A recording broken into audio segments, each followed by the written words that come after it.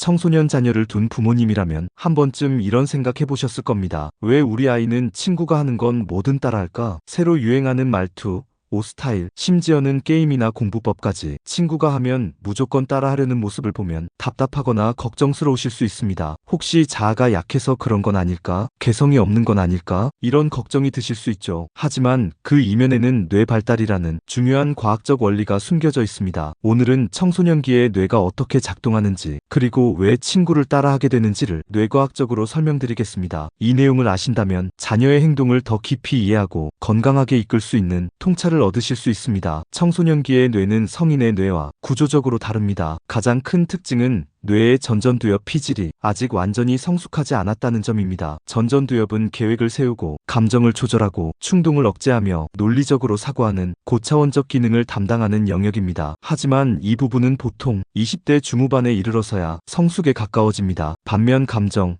욕구, 쾌락과 같은 본능적 반응을 처리하는 변연계와 편도체는 청소년기 초반부터 빠르게 발달합니다. 결국 감정과 욕구는 앞서가고 판단력은 뒤따라오는 구조적 불균형이 발생하는 것입니다. 이로 인해 자녀가 갑자기 감정적으로 폭발하거나 즉흥적인 행동을 보이는 것은 자연스러운 현상입니다. 여기에 도파민 시스템의 특성도 영향을 미칩니다. 청소년기의 뇌는 도파민 분비가 왕성하며 도파민 수용체도 민감하게 반응합니다. 도파민은 우리가 어떤 행동을 했을 때 기분 좋다고 느끼게 해주는 보상 물질입니다. 특히 또래 친구에게 인정받거나 집단 속에서 소속감을 느낄 때 도파민이 활발하게 분비됩니다. 예를 들어 자녀가 친구의 옷 스타일을 따라 입고 칭찬을 받았을 때 뇌는 그 경험을 쾌감으로 기억하고 유사한 행동을 반복하도록 유도합니다. 이러한 보상 회로는 학습보다도 강력한 행동 유도력이 있으며 청소년기의 모방 행동에 강력한 동기를 부여하게 됩니다. 또래 집단의 영향력도 이 시기에 가장 강하게 작용합니다. 청소년은 정체성을 형성하는 과도기에 있으며 나는 누구인가에 대한 답을 찾기 위해 사회적 실험을 반복합니다. 친구를 모방하는 행동은 단순히 따라하는 게 아니라 이게 나와 어울리는가를 시험해보는 과정이기도 합니다. 또한 집단 안에서 소외되지 않기 위한 동조적 행동도 강하게 나타납니다. 친구들이 모두 특정 브랜드의 신발을 신거나 같은 표현을 쓸 때 자녀가 그것을 무비판적으로 따라하는 것은 인정받고 싶다는 강한 심리적 욕구 때문입니다. 이 욕구는 감정 보상을 중시하는 뇌 구조와 맞물려 더욱 강력하게 작동합니다. 최근에는 디지털 미디어 환경이 이러한 모방 행동을 더욱 자극합니다. 유튜브, 인스타그램,